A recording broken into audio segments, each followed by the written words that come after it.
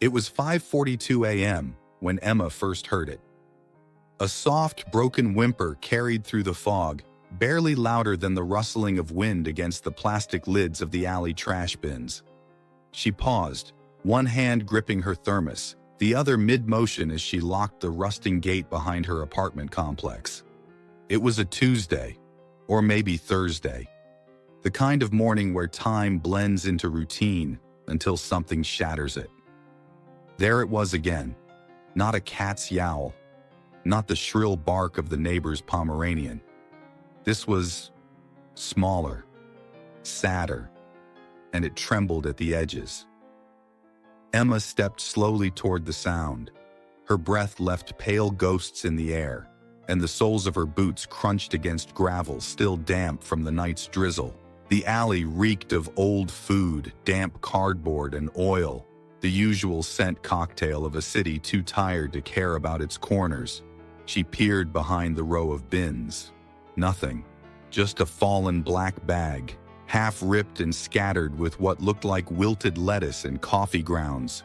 But then she heard it again, a tiny cry, like a baby trying not to cry.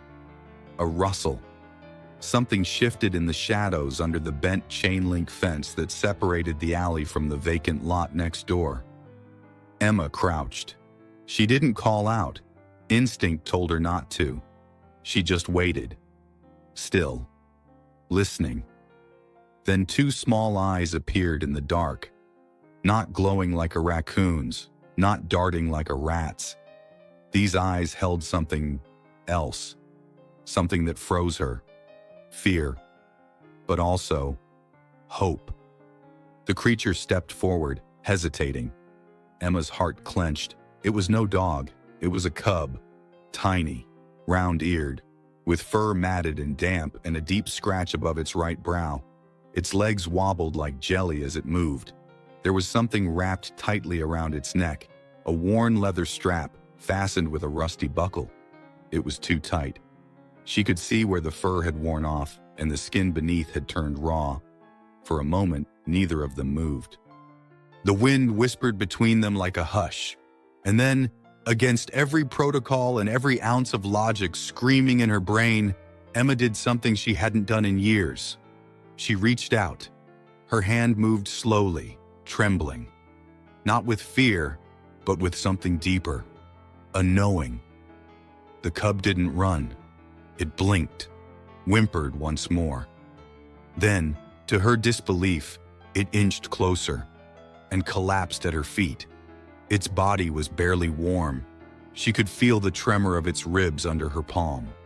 It didn't growl. It didn't bite. It simply surrendered. And in that exact moment, surrounded by trash bins and broken fences and the silence of a city that hadn't yet woken up, something ancient, something wild and wordless passed between them. She didn't know his name yet. She didn't know his story, or why a bear cub, wearing a collar, had found its way into a back alley.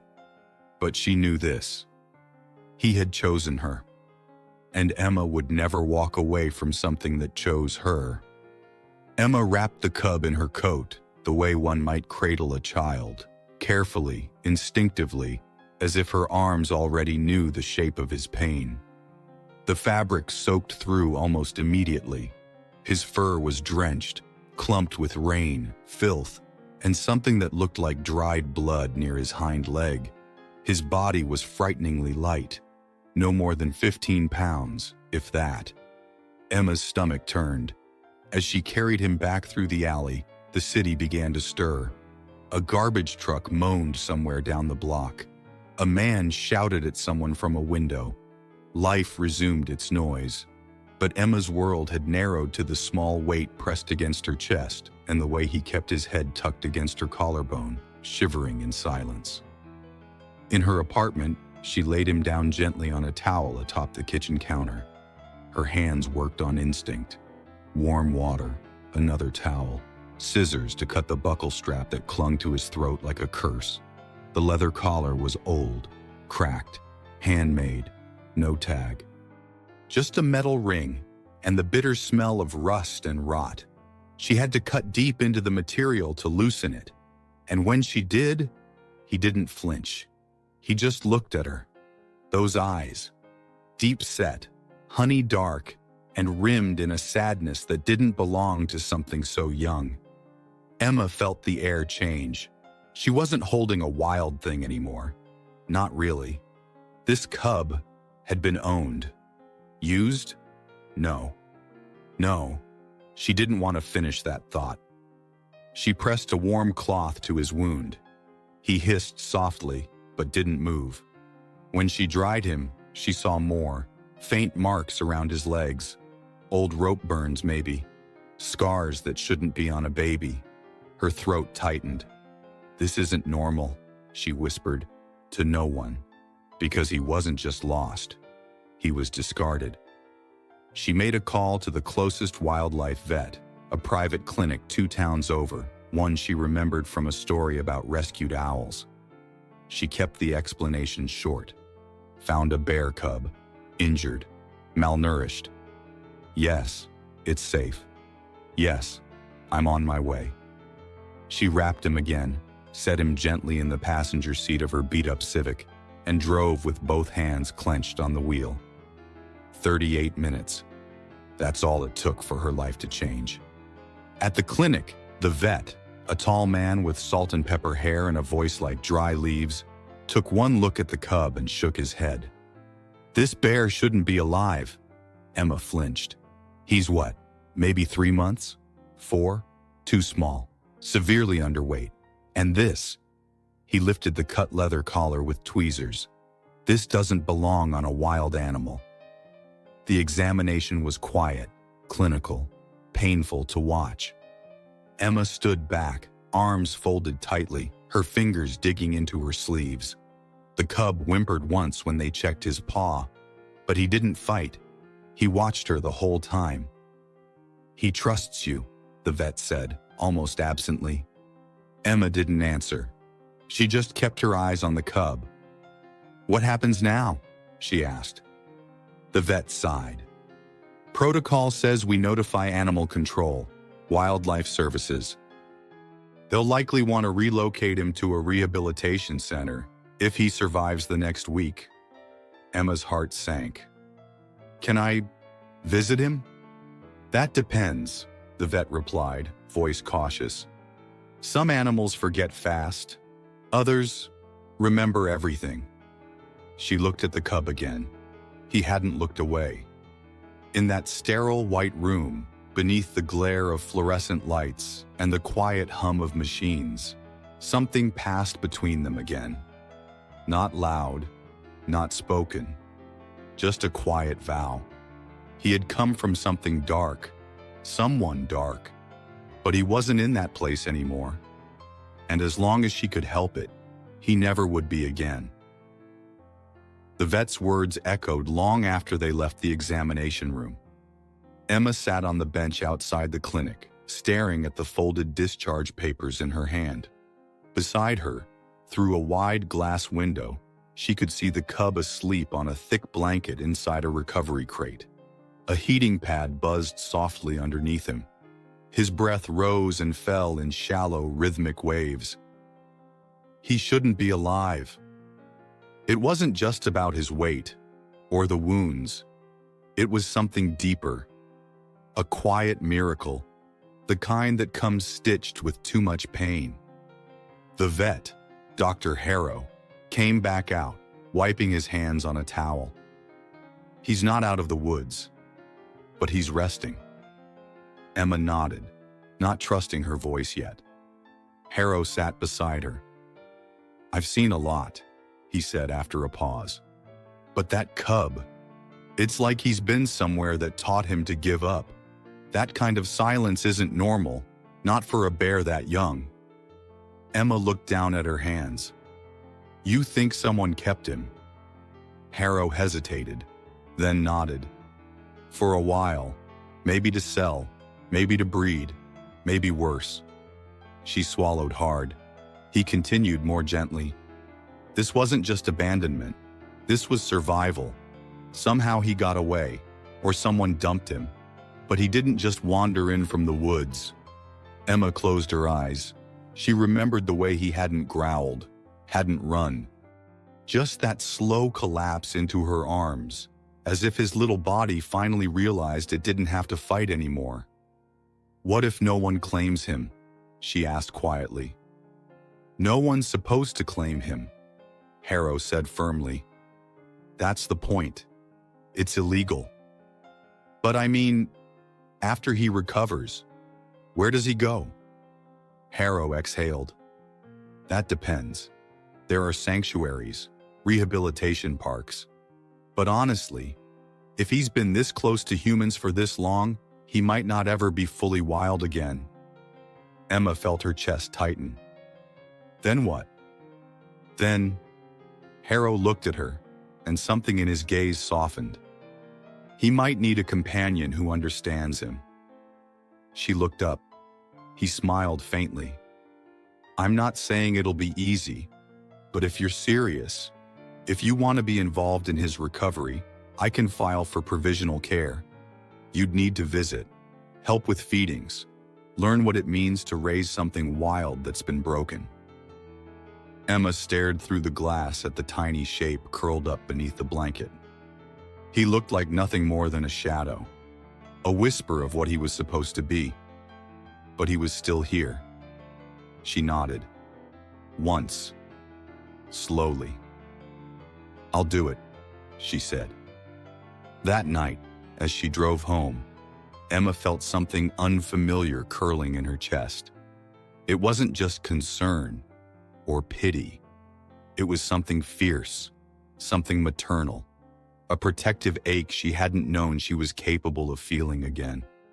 Her apartment felt different now, too clean, too quiet. She kept checking the corner where she'd dried him, half expecting to see those eyes watching her again. She didn't sleep. Instead, she lay awake and thought about what kind of life he'd escaped, and what kind of life she could offer in its place. Somewhere around 3 a.m., she pulled her phone from the nightstand and opened a blank note. She typed one word: Cody. She didn't know why. It just felt right. Maybe it was the way he had looked at her. Maybe it was the cold. Maybe it was that it sounded strong, but still soft at the end. The next morning, she brought fresh fruit, soft formula, and a children's blanket with stars on it. Cody opened one eye as she entered the room. Then, for the first time, he made a sound that didn't break her heart. A soft, breathy chirp. And in that tiny sound, Emma heard something she hadn't heard in years. Hope. The name came before the bond had a name of its own. Cody. She whispered it the next time she saw him, testing how it felt in the space between them. He didn't react at first. Just stared, as always, with those wary, unreadable eyes. But then, slowly, he shifted closer to the sound. Like the word itself was something he remembered. Cody, she repeated, softer now. Her palm rested near his paw, but didn't touch it. That's you. That's yours now. Dr. Harrow smiled quietly from the other side of the room. You just made it harder to let go. Emma didn't answer. She didn't need to. The days that followed fell into a new rhythm. Emma visited every morning before work and every evening after. She learned to measure his formula in grams, warm it just enough to match the heat of a mother's body. She sat cross-legged on the floor while he fed, his eyes fluttering closed in tiny moments of safety. It wasn't easy.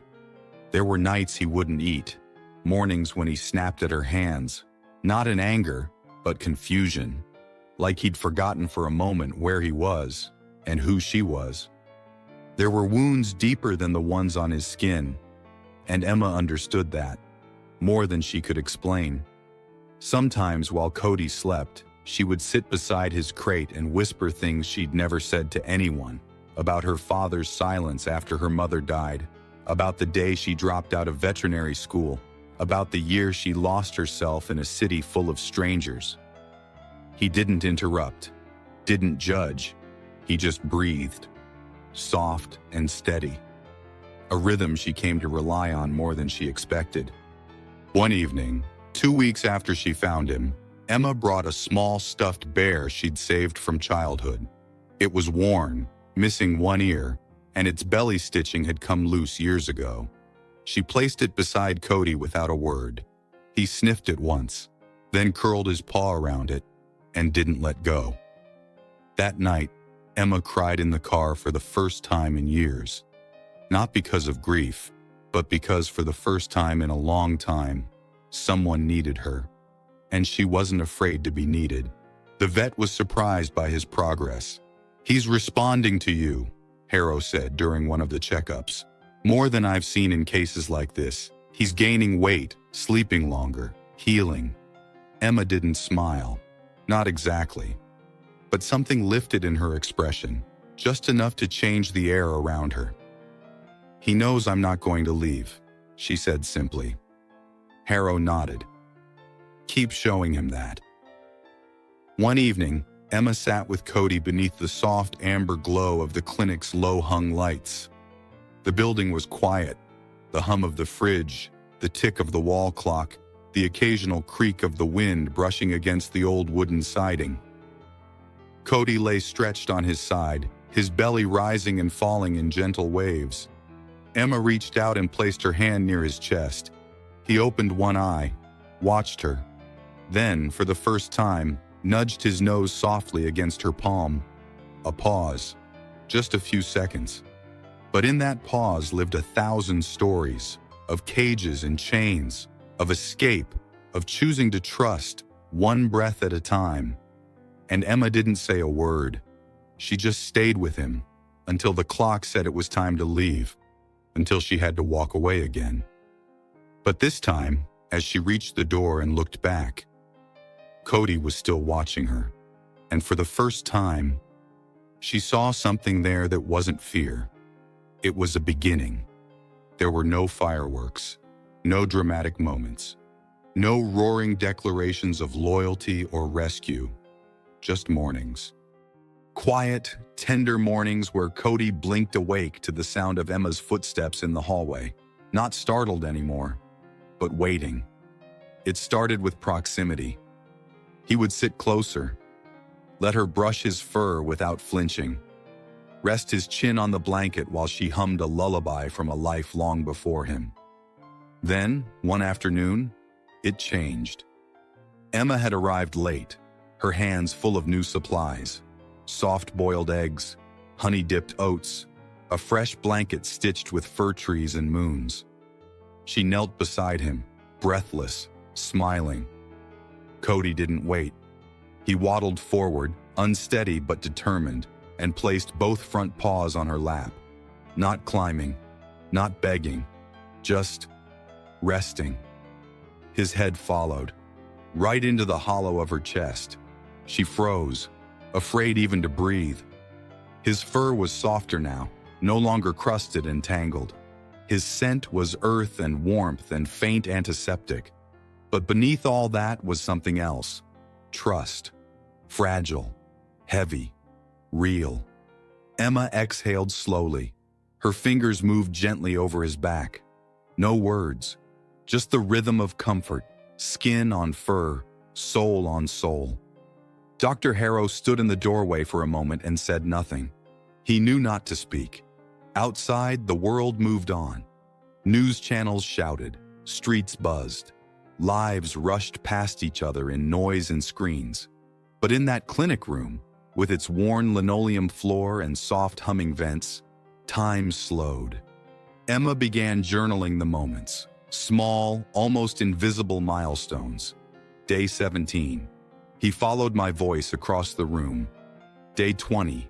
He batted at a feather toy. Once. Day 23. He whined when I left. Just once.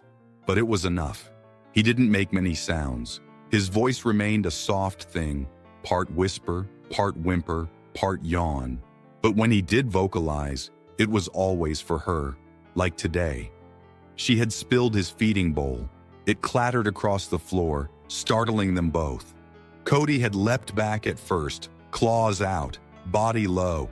Then, before she could even speak, he looked at her, studied her, and made that sound again. A little chuff. Not a complaint, not panic. Just, "Are you okay?" Emma smiled. "I'm fine, bud. Just clumsy." He blinked once, then returned to the exact spot he'd been. Sat down, waited. That night, she stayed past visiting hours. Harrow didn't stop her. Instead, he placed a folded blanket beside the crate and a single word on the table: progress. As the days passed, the silence between Emma and Cody became less about absence and more about presence. They didn't need to speak.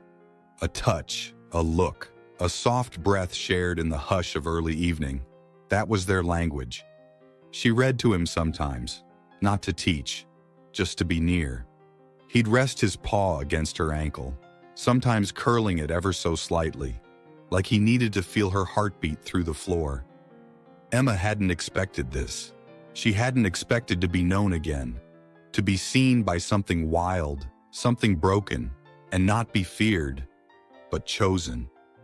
And Cody, in his quiet, growing strength, hadn't expected to live. Yet here they were, not quite a girl and her bear, not quite a fairy tale, something smaller, something deeper, a bond not built on words, but on silence, the kind that heals without ever asking how. The knock came on a Thursday, 3 short raps, sharp, official. Emma opened the door to find a man in a dark green uniform standing under the awning, a clipboard in hand and a badge that read, State Wildlife Services, Regional Division. "Emma Rhodes?" he asked without looking up. "Yes?" "I'm here about the cub." The air shifted, that fast.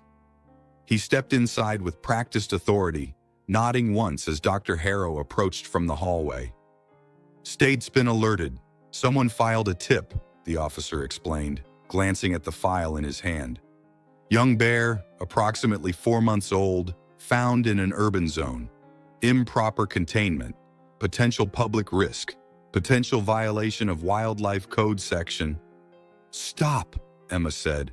Her voice was calm, but her fists were clenched at her sides. "He's not a risk. He's recovering." The officer raised an eyebrow. "He's a wild animal. He was dying, which makes him a rescue, temporarily. But bears don't belong in clinics or city apartments, not forever." Dr. Harrow stepped in then, trying to mediate. "He's responding to care, emotionally bonded. There's trauma, yes, but also progress.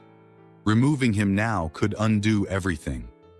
The officer scribbled something on his clipboard. "Noted, but protocol is protocol. The cub needs to be transferred to an authorized wildlife rehabilitation facility. We've arranged for a transport team next week." Emma's breath caught. "Wait, you're taking him?" The officer didn't flinch. "It's not a matter of want, Miss Rhodes. It's what's best for the animal. He needs wilderness, not warmth." That night, Emma sat by Cody's side longer than usual. He didn't know. Not yet. He was curled against her leg, eyes half shut, his breathing slow and soft. One paw rested on her foot, as if to say, "Stay." She watched the rise and fall of his small ribs and wondered how much he'd remember. Would he think she abandoned him? Would he stop looking for her? Would he forget the sound of her voice? "You were never mine," she whispered, running her fingers gently over the fur between his ears. "I know that, but it still feels like someone's taking you away." Cody shifted slightly, nudging her palm. He didn't know what the words meant, but he felt something in her voice, something sad, something final. And he responded the only way he knew how, by pressing in closer. The next few days blurred. Emma tried to smile through the visits, tried not to let the fear show. But Cody noticed. He always did. He clung to her more now, whined when she left the room, rested his head on her chest with more weight, as if anchoring himself there. And every time she looked into his eyes, she saw the same thing. He trusted her. And that made it all the harder to imagine the moment she'd have to let go. On the night before the transfer, Harrow offered her a moment alone. "You want to say goodbye?" he asked gently. Emma shook her head. "Not goodbye, just see you soon." She sat on the floor beside him, arms wrapped around her knees, her head tilted just enough to meet his gaze. Cody looked up at her, blinking slowly. Emma smiled. "You're going to be okay," she said, more for herself than for him.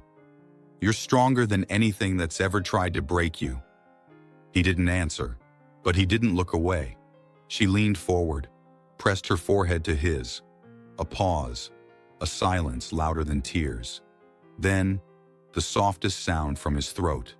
Not a cry, not a growl, just a hum, low, vibrating, like a promise neither of them knew how to keep, but both were willing to make. And in that moment, under the dim clinic light, with the weight of parting pressing in from all sides, Emma whispered two words she never thought she'd say again. "I believe." It was raining. Not the kind of rain that comes and goes, but the kind that lingers. Heavy, gray, cold. As if the sky itself couldn't bear to witness what was about to happen. The transport van pulled up just before noon. White, plain, unmarked except for a single state emblem on the door. Two officers stepped out. Gloves, tranquilizer kits, standard procedure. Emma stood on the clinic steps with her arms crossed tightly over her chest, her hoodie soaked through at the shoulders. She had hoped for more time. One more day. One more morning. But the state didn't deal in emotion. Dr. Harrow greeted the officers inside. He kept his voice low, clipped, professional. But Emma could see the stiffness in his jaw, the way he avoided looking at her too long.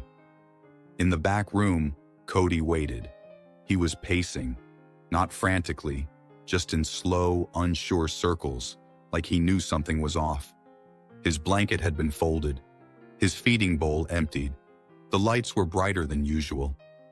Emma walked in slowly. He paused and stared, not with confusion, but with fear. He knew. She knelt beside him, hands trembling, trying so hard to smile. "It's okay," she whispered. "They're gonna take you somewhere safe. Big trees, real sky, other bears." He tilted his head, inched closer. His paw rested gently on her knee, and her voice cracked. "I don't want to let you go." He whined then, the softest, smallest sound, and pressed his forehead to hers, just like she had done so many nights before. The officers came in quietly. One of them held the crate open. The other waited with a sedation syringe in case Cody panicked. But he didn't. He looked at Emma, then stepped forward and walked into the crate without resistance, like he understood, like he had chosen not to run, not to fight, but to trust her, even in this. As the door latched shut with a hollow click, Emma felt something in her chest shatter cleanly, like a plate dropped in slow motion. Not from impact, but from emptiness. She walked behind them to the van, stood in the rain as they lifted the crate inside. Cody was facing her. His eyes didn't leave hers for a second. And in that silence, between the clang of the door and the first engine rumble, something passed between them again. Not words, not cries, just a look. A goodbye without blame. A thank you without sound. She placed her palm flat against the window. He pressed his paw to the crate wall. That was their last moment. Not dramatic, not wild, just a bear cub and a woman. Both survivors of something unspeakable. Both learning, in their own broken ways, how to let go without losing. As the van pulled away, Emma didn't chase it. She stood there, rain dripping from her hair, her sleeves, her lashes. Not crying, not yet. Just watching. Because some goodbyes are too sacred for tears. Emma left the clinic with her hands in her pockets and a silence wrapped so tightly around her, it followed her home. The apartment felt different before she even opened the door. Colder. Still. The kind of stillness that presses against your ribs. She stepped inside and stood in the doorway for a long time, not moving. The lights were off, but she didn't bother flipping the switch. She didn't need to see to feel it, the absence. The corner near the heater, where Cody had once curled in a makeshift bed the first night she brought him in. The small rug where he'd batted at her shoelaces once. The towel still folded in the laundry basket, faintly smelling of honey and fur. She slid her shoes off, then sat cross-legged on the floor, her back against the kitchen wall. There was no sound except the refrigerator hum. And in that silence, it finally came. Not loud, not heavy, just a single tear. Then another. They slid down without warning, like soft reminders that some things hurt even when you know they're right. Emma didn't sob. She just released. All the nights spent feeding him, the mornings whispered with soft greetings, the way he'd press into her hand without hesitation. They lived inside her now, not as memories, as aches. But not all aches are bad. Some aches are sacred. She started collecting his things into a small box. The first collar, the one she cut off with shaking hands, the bottle of formula she hadn't yet opened, the star blanket, now a little torn at the edges, and the stuffed bear with the missing ear. She held that one the longest. It had always been hers, long before Cody, a relic from her own messy childhood. But now, it smelled like him, like something safe, something good. She didn't box it. She placed it on her bed instead, near the pillow. Not because she was clinging to him, but because letting go doesn't mean erasing. Days passed. People asked. She smiled. "He's safe," she'd say. "They're taking good care of him." She didn't mention the nights she still woke up expecting to hear him shifting in the crate. She didn't mention the way she paused before every entrance, still listening for his breath. She didn't mention how empty her hands felt without the soft weight of his fur between them. Instead, she went on. Not out of strength, but out of honor. Because Cody was living, healing, somewhere wild, somewhere real. And if he could learn to trust again, she could learn to live again. One evening, almost 2 weeks after he left, Emma stood by the window with a cup of tea. The sun was setting, that kind of rich golden dusk that turns everything into memory. A breeze slipped through the barely cracked window. She closed her eyes. And for one breath, she could almost feel him there, not beside her, but inside her. That bond, that silence, still present, still hers. It arrived in a plain white envelope, no return address, no markings, aside from a single stamp and her name written in narrow, careful handwriting. Emma almost missed it. Buried between bills and grocery flyers, the envelope felt thin, unimportant, until she turned it over and saw the faint imprint of a seal she recognized. Northern Wildlife Reserve, Denali, Alaska. Her fingers froze. She tore it open, slow at first, then with growing urgency, her breath catching as the paper unfolded. Inside, just one page, typed, sparse, direct. "Emma Rhodes, we thought you should know. Cody is alive and thriving. It took time, patience, and space, but he's showing remarkable behavior, not just survival instincts, but something deeper. He doesn't approach the other cubs often, keeps to the forest edge, avoids most humans, except one of our rangers. Last week, she played a recording we keep of caretaker voices, part of a sensory transition program. When your voice played, he came forward. For the first time since he arrived, he crossed the perimeter line willingly. It's rare. We've never seen a response like this before. If you'd like to see him, we'd be honored to welcome you. D. Santos, Senior Wildlife Liaison. Emma sat down slowly. The letter trembled in her hands. He remembered. Not just the care, not just the scent, her voice. The sound she'd shared with him in lullabies, soft stories, half-laughed whispers during late-night feedings. That sound had stayed with him, carried over mountains and miles of ice and fear and wilderness. And when he heard it again, he came closer. She read the letter twice, 3 times. Then she packed a bag. Not immediately, not recklessly, but with a sense of certainty she hadn't felt in months. This wasn't impulse. This was instinct. The flight to Alaska was long. The sky outside the cabin window stretched endlessly in every direction. Vast gray seas of cloud, pale sunlight slicing across frozen rivers far below. Emma watched it all in silence. She didn't bring much, just a journal, a scarf Cody had once slept on, and a single photo she'd taken, the only one, of him asleep with the stuffed bear under one paw. She hadn't shown it to anyone, not because it was secret, but because it was sacred. When the plane landed, the wind hit her like breath from another world, cold, clean, honest. She stood outside the terminal, her bag at her feet, eyes wide as pine trees surrounded the distant horizon like ancient sentries. It was quiet here, a different kind of quiet, not empty, full.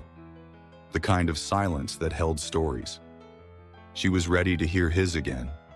The reserve wasn't easy to reach. After landing in Anchorage, Emma took a long, winding bus through icy passes and pine-choked valleys. Then a small, weather-worn Jeep, driven by a volunteer ranger named Lena, met her near a ranger station that looked more like a log cabin than an office. "He's out there," Lena said as they drove, gesturing to the sweeping landscape beyond the cracked windshield. "Keeps mostly to the southern edge of the inner perimeter, near the old creek." Emma nodded, clutching the collar of her coat tight against her neck. The cold wasn't cruel, it was honest. It reminded her that she wasn't in her world anymore. She was in his. The reserve stretched out like a breathing organism, towering evergreens, blankets of snow, the hush of distant bird calls breaking the stillness. There were no fences in sight, no cages, just land. Land that healed. Land that remembered nothing and everything. They reached the observation area in the early afternoon, a small wooden blind hidden among the trees, built for monitoring, not intrusion. Lena handed her a pair of binoculars. "He's usually visible from here. We don't go closer unless necessary. This is his space." Emma nodded. She wasn't here to touch him, just to see him, to know. She waited. Minutes passed, then an hour. The wind whispered through the trees, shaking loose a soft snowfall. A squirrel darted from one branch to another. A raven called once, then fell silent. And then, between 2 clusters of pines, movement. Not fast, not deliberate, just a shadow. Emma lifted the binoculars, and there he was, larger now, stronger. His fur had grown thick and full, a deep honey brown dappled with darker streaks across his back. He moved with cautious grace, powerful but light-footed. But it was the eyes that undid her, still dark, still watchful, still his. He walked slowly along the frozen creek, nose twitching toward the air. And then he stopped, turned, looked straight toward the blind. Emma's breath caught. There was no way he could see her through the tinted pane, but he stared, long and still. The world held its breath. Then he chuffed, once, low and soft, and walked on. Emma lowered the binoculars, her hands trembling. That sound, it wasn't random. It was recognition. A hello. A yes. A memory stirred. She wiped a tear from her cheek with her sleeve, letting it fall without shame. He was wild now. He was becoming. But something in him still held her. And that was enough. Back at the lodge that night, Emma sat by the fire, hands wrapped around a cup of pine tea. Lena sat beside her, quietly respectful. "You okay?" the ranger asked. Emma nodded slowly. "Yeah." She stared into the flames. "He's alive. He's strong. That's all I ever wanted." Lena offered a small smile. "Doesn't mean it's easy." Emma looked out the window, where snow whispered against the glass. "No," she said, "but it's right." The next morning, the sky was an endless wash of pale blue, cloudless and cold, with sunlight pouring over the treetops like liquid gold. Emma stepped out of the cabin bundled in layers, the crisp air biting gently at her cheeks. She met Lena near the ranger's post, where steam curled from mugs and boots crunched over frozen ground. "You want to try the South Ridge Trail today?" Lena asked, nodding toward the path that wound deeper into the forest. "It brings you closer to where he usually rests." Emma hesitated, her breath visible in the morning chill. "Will he come near?" Lena shrugged. "Maybe, maybe not. But before we go, there's something you should know." Emma stilled. Lena set down her mug. Her voice was calm, but serious. "He's different out here, wilder, not aggressive, just distant. He's learning what it means to not need us anymore. That's what we want, but it might not be what you're hoping for." Emma nodded slowly. "I understand." But Lena looked at her longer, as if weighing something else. "He remembers you. That much is clear. But don't expect the same bear you left at the clinic. Don't expect closeness. Don't expect warmth. That's not how it works out here." Emma felt something tighten in her chest. Not pain exactly, but the echo of it. "I'm not here for what I want," she said.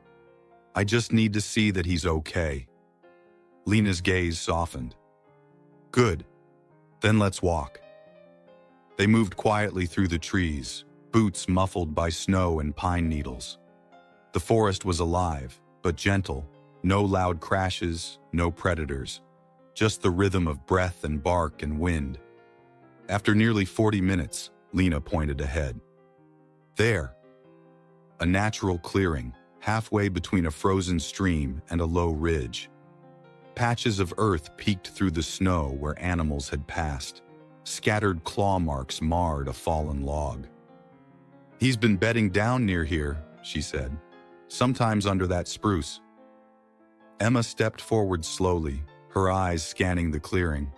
No sign of movement, just quiet, stillness. Then, a sound, not close, not threatening, just a rustle, a low breath. And from behind the edge of the spruce, a shape moved.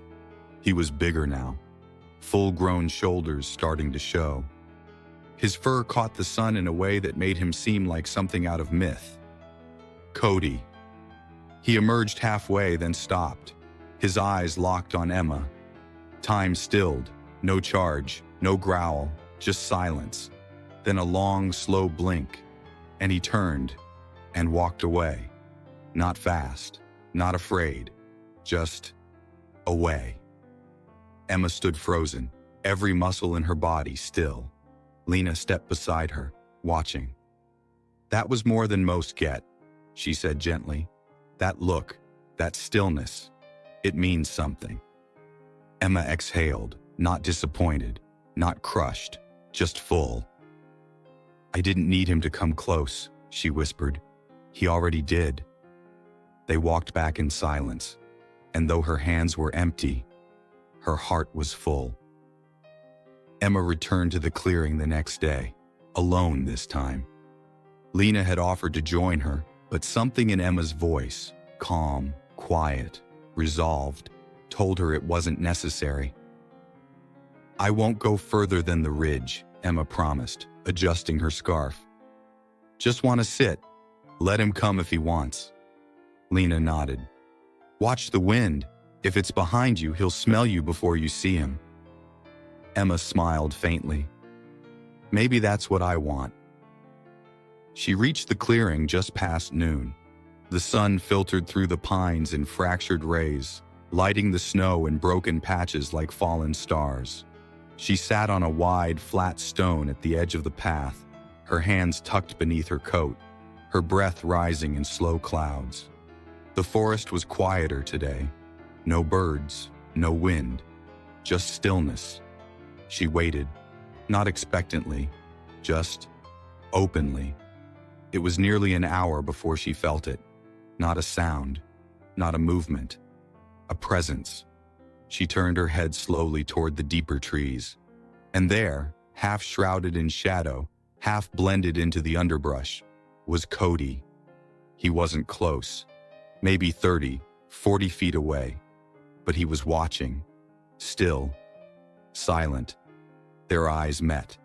And in that gaze, something passed between them. Not new, not old, but eternal.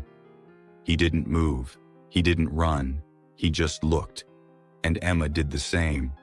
There was no need to speak. What would she have said? "I missed you? I'm proud of you? You saved me too?" All of those things lived in her chest.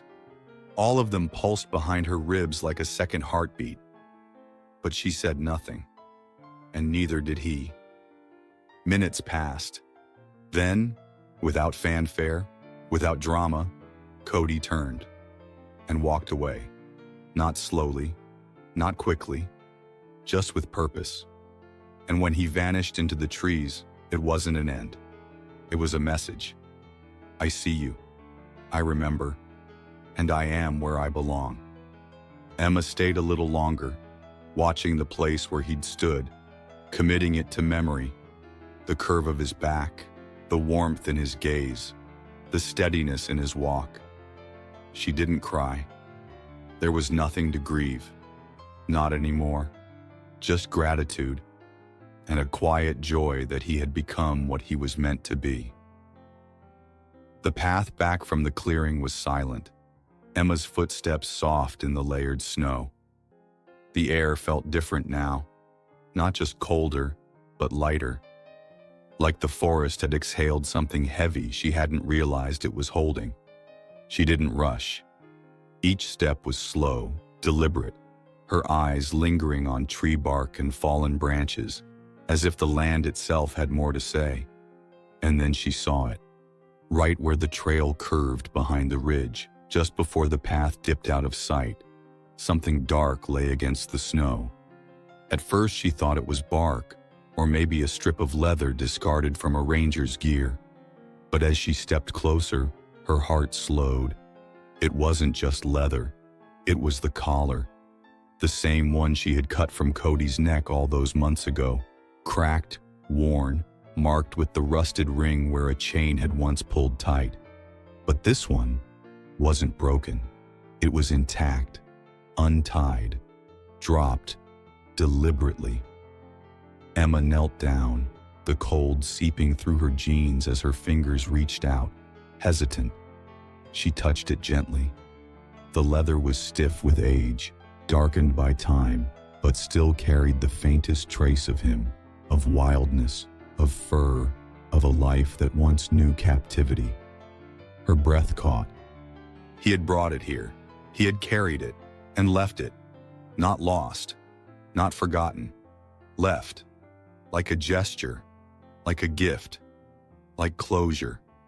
She sat back on her heels, the collar resting in her lap, and felt her throat tighten in a way she hadn't expected.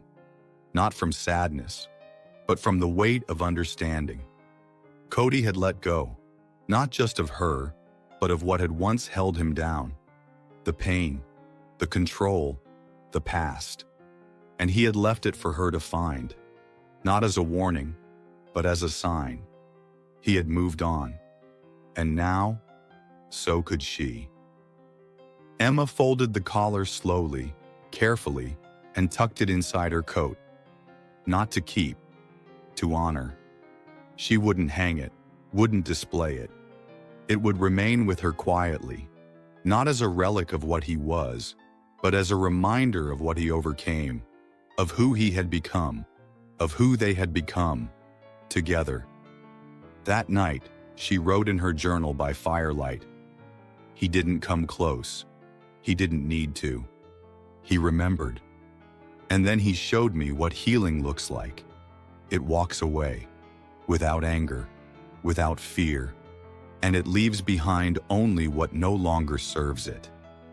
She closed the book, placed it beside the worn stuffed bear on her bed, and whispered into the dark, "Thank you, Cody." It snowed the next morning. Not the biting snow of storms or the heavy drifts that silence whole roads. This was soft, gentle, a kind of hush descending from the sky in slow, graceful spirals.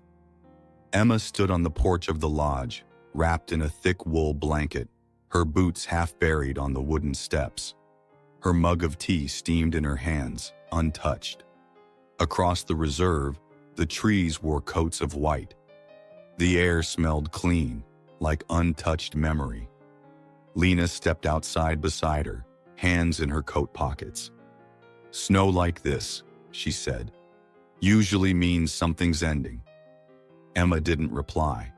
She was watching the tree line, waiting. She returned to the clearing one last time that afternoon, not to chase a reunion, just to be there, just in case. The trail was covered now, her old footprints erased, the world starting fresh.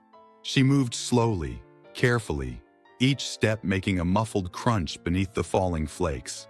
When she reached the stone where she had sat before, she brushed off the snow and lowered herself onto it. The cold bit through her layers, but she didn't mind. She sat still, eyes open, heart open, and for a while, there was only snow. Then, something shifted behind her. Not a sound, not a warning, just a presence, warm, alive, and then a nudge, soft, steady, right between her shoulder blades. She didn't turn immediately. She didn't gasp or move. She let it happen. Tears welled up without her permission, blurring the edges of her vision. She closed her eyes. "Hey," she whispered. A warm breath fogged the air near her ear. She turned, slowly, and there he was. Cody, bigger than before, wilder, magnificent. But his eyes were the same. He looked at her like no time had passed, like he had never really left. He sat beside her, not quite touching, but close enough that she could feel the heat of him through the winter air. They watched the snow fall together, for minutes, for lifetimes. No words, no movement, just a girl and a bear, side by side. One last time. When he finally stood, it was with grace. He looked at her once more, then turned to the trees and walked away. This time she didn't follow him with her eyes. She looked down, at the paw print he had left beside her boot. Perfect, deep, real. She reached out and pressed her hand next to it, not to match it, but to remember it. Then she stood and walked back the way she came, snow falling behind her like a curtain. Emma didn't cry when she left, not this time. The morning she boarded the Jeep back to the ranger station, the forest behind her was quiet, blanketed in new snow. Cody was somewhere out there now, no longer a secret, no longer a story unfinished. He was exactly where he was meant to be. She sat in the back seat, her hands resting on the journal in her lap, the collar tucked safely inside its last page. She looked out the window as the trees blurred past, their branches heavy with white, their shadows stretching long across the path. She didn't look back. She didn't need to. Back in Anchorage, the city felt loud again.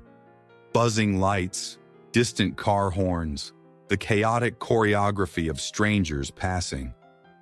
But it didn't bother her. There was a stillness inside her now that nothing could touch. A stillness he had given her. Weeks later, she returned home. Her apartment, once hollow, now felt different. Not because anything had changed. The rug was still curled at the edge. The heater still hummed that same soft rhythm. But because she carried the forest with her. And in some quiet way, she carried him. The stuffed bear still sat on her bed. The journal rested on her nightstand. And sometimes late at night she would open it, reread one line. He didn't stay. He didn't have to. He chose to come back once, and that was enough.